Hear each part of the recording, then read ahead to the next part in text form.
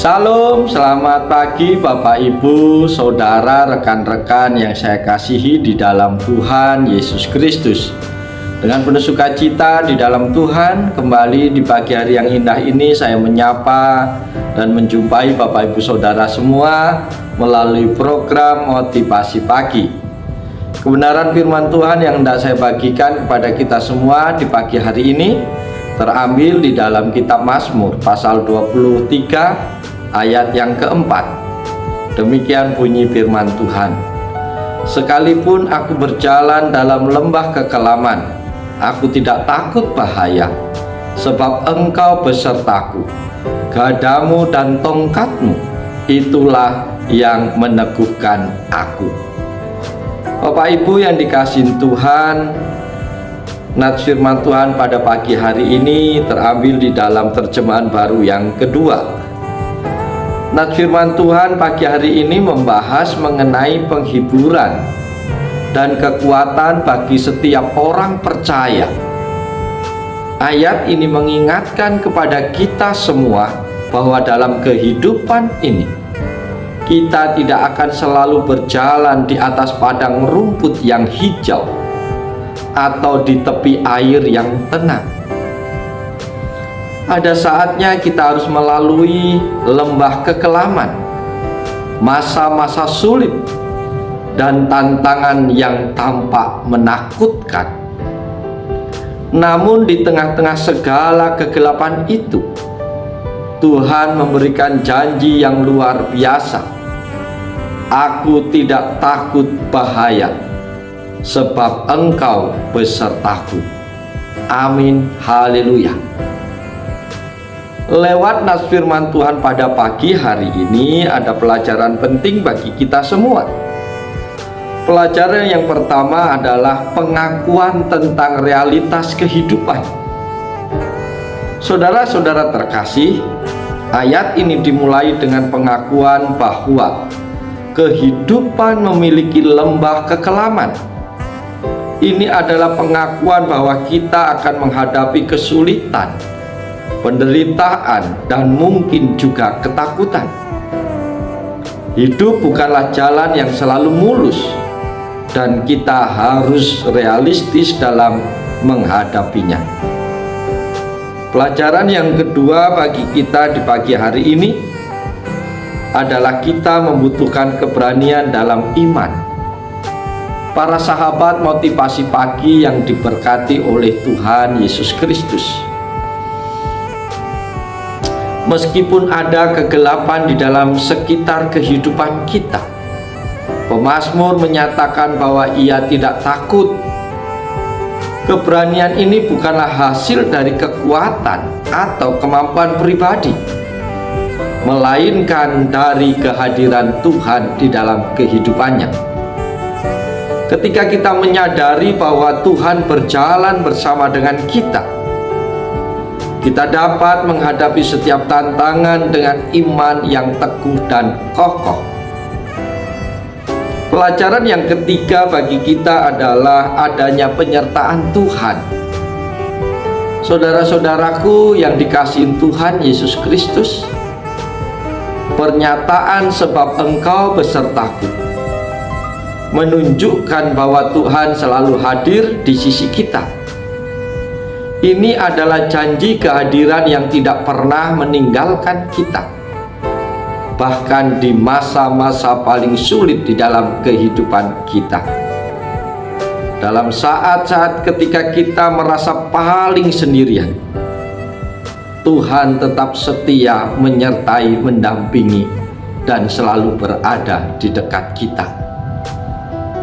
Meskipun semua orang meninggalkan kita, tetapi Tuhan tidak pernah meninggalkan kita sedetik pun dalam setiap proses dan perjalanan hidup kita sehari-hari.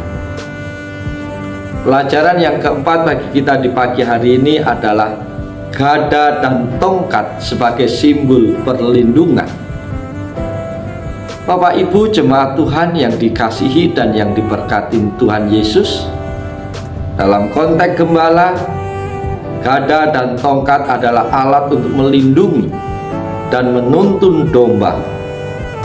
Gada digunakan untuk mengusir ancaman, binatang-binatang buas, atau apapun yang membahayakan domba. Sementara tongkat digunakan untuk menuntun dan mengarahkan domba di jalan yang benar. Ini menggambarkan bagaimana Tuhan melindungi kita dari bahaya dan menuntun kita ke jalannya atau di jalan yang dikehendakinya.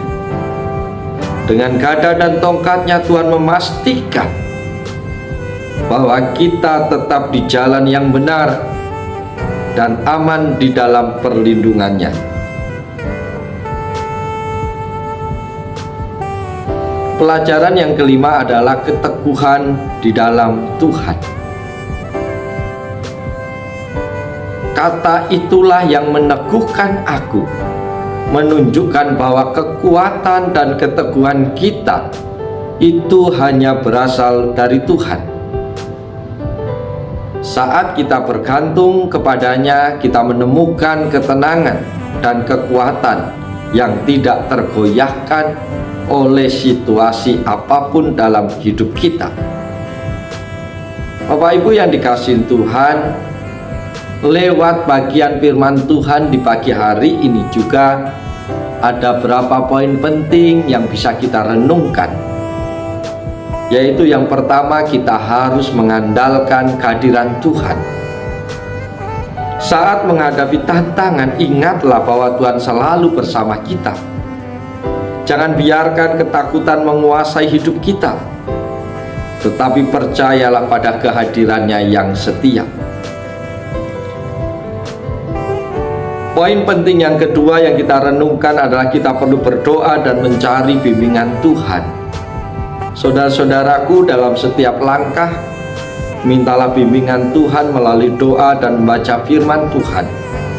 Biarlah gada dan tongkatnya menuntun di setiap jalan kita. Poin ketiga yang kita renungkan adalah kita harus menguatkan iman kita.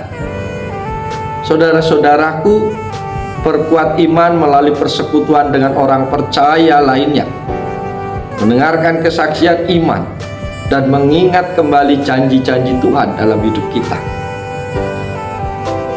Poin penting yang keempat yang kita renungkan adalah kita harus menjadi saksi Tuhan.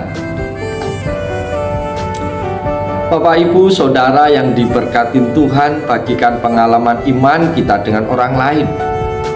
Biarkan orang lain tahu bagaimana Tuhan telah menyertai dan menguatkan kita di masa-masa sulit yang kita alami. Mazmur 23 ayat yang keempat ini mengajarkan kepada kita bahwa meskipun hidup penuh dengan tantangan dan kesulitan, kita tidak perlu takut karena Tuhan selalu menyertai kita. Gada dan tongkatnya melambangkan perlindungan dan bimbingannya yang tak pernah berhenti di dalam setiap kehidupan kita. Dengan memahami dan merenungkan firman Tuhan di pagi hari ini, kita dapat menemukan keberanian, ketenangan, kekuatan dalam menghadapi setiap situasi dalam hidup kita. Karena itu, marilah kita selalu mengandalkan Tuhan, selalu mencari kehadiran Tuhan, mencari bimbingannya, memperkuat iman kita, dan mari berbagi pengalaman iman dengan orang lain. Bapak Ibu yang dikasihi Tuhan, mari pagi hari ini kita naikkan rasa syukur kita, terima kasih kita kepada Tuhan, karena Tuhan sudah memberkati kita lewat firman-Nya.